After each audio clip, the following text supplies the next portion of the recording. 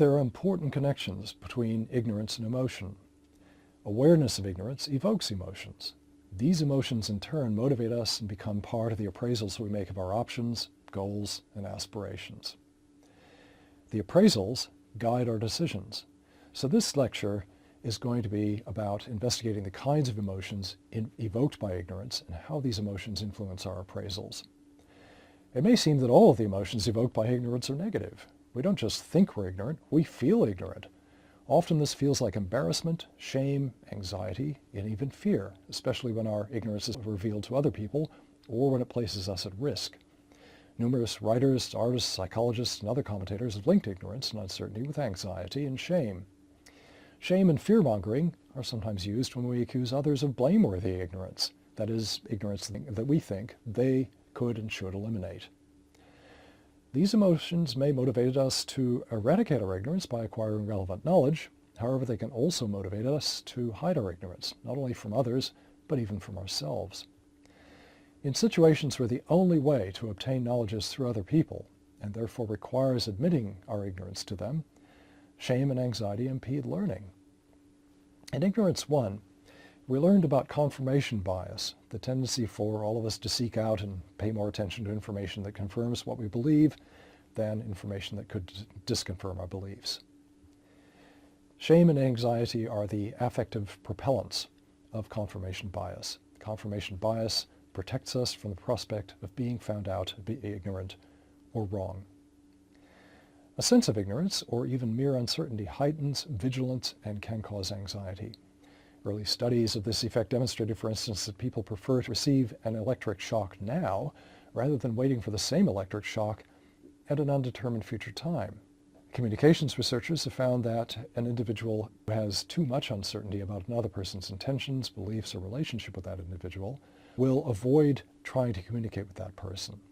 Michel Dugas, a psychologist at the University of Quebec, reports that intolerance of uncertainty is connected with several kinds of anxiety disorders, including generalized anxiety disorder. He and other researchers have posited that anxiety requires unknowns to generate it. In fact, some theorists have gone as far as to claim that anxiety is the emotional equivalent of uncertainty. The prevailing viewpoint in several areas in psychology is that unknowns inevitably evoke negative emotions. Nevertheless, are there any positive emotions that are linked with ignorance or uncertainty? Yes, there are. In fact, some positive emotions also require at least temporary unknowns. Let's find out what these are. Interest and curiosity are closely related emotions. In fact, I'm going to treat them here as if they're the same. A classic perspective on curiosity is psychologist Daniel Berline's theory. He claimed that there are 4 properties of things that arouse curiosity: novelty, complexity, uncertainty, and conflict. All of these, with the possible exception of complexity, refer to unknowns. In fact, another psychologist, George Loewenstein, reduced Berline's theory about what arouses curiosity to just unknowns. There's no point in being curious about things we already know. But there is more to arousing curiosity than unknowns. Yet another psychologist, Paul Sylvia, showed that curiosity or interest is greater when people are more confident about being able to satisfy their curiosity than if they're unconfident about this. Other researchers have demonstrated that interest is greater when information seems to disconfirm our beliefs than when it confirms them. So is curiosity a positive emotion? Loewenstein claimed that curiosity is unpleasant and that its resolution is what provides pleasure. Other researchers and scholars have argued against this. Sylvia, in his book on interest and curiosity, presents evidence that many people see curiosity as a positive state and voluntarily seek out situations that will arouse it. These tendencies are most clearly observable in researchers, artists, and innovators. Numerous researchers and commentators have observed that curiosity or interest is a strong motivator and adaptive in the sense that it motivates long-term information seeking and a willingness to embrace diverse experiences. So we've arrived at what may seem to be a contradiction.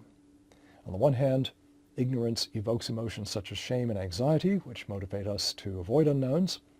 On the other hand, curiosity motivates us to approach unknowns and work with them.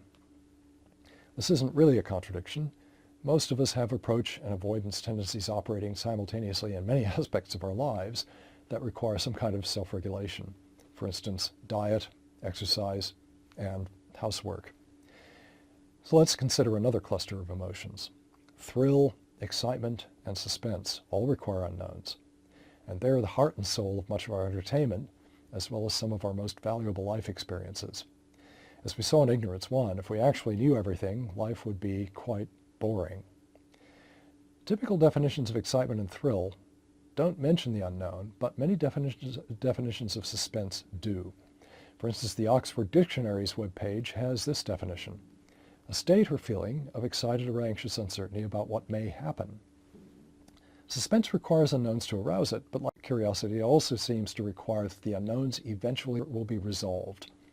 Suspense is more short-lived than curiosity, but higher in how excited and intense it makes us feel, which is probably why it is short-lived. Note the ambivalence in the Oxford Dictionary's definition about whether suspense is pleasant or not. There is no doubt that many of us seek out and enjoy suspenseful stories, movies, jokes, and sporting events. We're willing to pay money to experience suspense, and in fact we're more willing to pay to experience suspenseful events than non-suspense events of the same kind. But it's also clear that resolving suspense is crucial to its enjoyment. Hope also requires unknowns. If there's no uncertainty, there's no hope. Hope is generally regarded as a positive emotion, and a large body of clinical and psychological literature highlights hope as a means of coping with uncertainties associated with serious diseases. Hope also is a powerful motivator. Goals or aspirations with no hope usually are neglected or abandoned. Hopeful goals and aspirations, on the other hand, are the ones in which we throw resources, effort, and time. Oddly, both past and current psychological perspectives on hope do not make the connection between hope and uncertainty explicit. I'll forge that connection now. According to recent perspectives on the psychology of hope, hope has two facets: pathways and agency. Pathways represent our capacity to formulate plans, to pursue goals, uncovering alternative avenues and opportunities if obstacles arise. Agency represents the excitement, energy, determination, and commitment required to explore and use the pathways. Uncertainty is a key component of both facets. If we cannot see any pathways that can get us to our goal, we have no basis for hope. Likewise, if we already have a pathway that guarantees that we'll reach our goal, hope is irrelevant. It's having pathways that might lead us to our goal that raise hope. As for agency, hope resides in the unknowns regarding whether we have sufficient energy, determination, and commitment to reach our goal. Again, certainty about agency destroys hope or renders it irrelevant. Aspiration is another emotion that makes no sense without at least partially unknown futures. Aspiration is closely related to hope. Modern theories about how humans set, pursue, and achieve goals present criteria for optimal goals, that is, goals that maximize our motivation to pursue them. And one of the criteria is the level of uncertainty regarding the achievement of the goal, which is a kind of a happy medium in the form of a moderately strong probability of success. The key idea is that most of us desire some level of challenge, so that achievement of the goal should not be a guaranteed outcome. However, we also want to believe that there is a reasonable chance that we will succeed. To wrap up, we've seen how ignorance can evoke a variety of emotions, some of which do not exist without unknowns. Negative emotions such as anxiety and shame can impel us to eliminate the unknowns that have evoked them, but they also may motivate us to deny our ignorance. Curiosity, on the other hand, strongly motivates us to remove our ignorance, provided that we believe that there's a reasonably high chance that we'll be able to do so. Excitement and suspense motivate us to seek events or situations that involve at least temporary unknowns. Finally, hope and aspiration motivate and enable us to pursue goals in the face of unknowns, most strongly so when the chance of success is neither too low nor too high. In the next lecture, we'll see how emotion and thought combine in two systems that the brain has for decision-making. One system is fast, intuitive, and relies on mental shortcuts and gut feelings. The other system is slow, deliberative, and relies on rules and logic.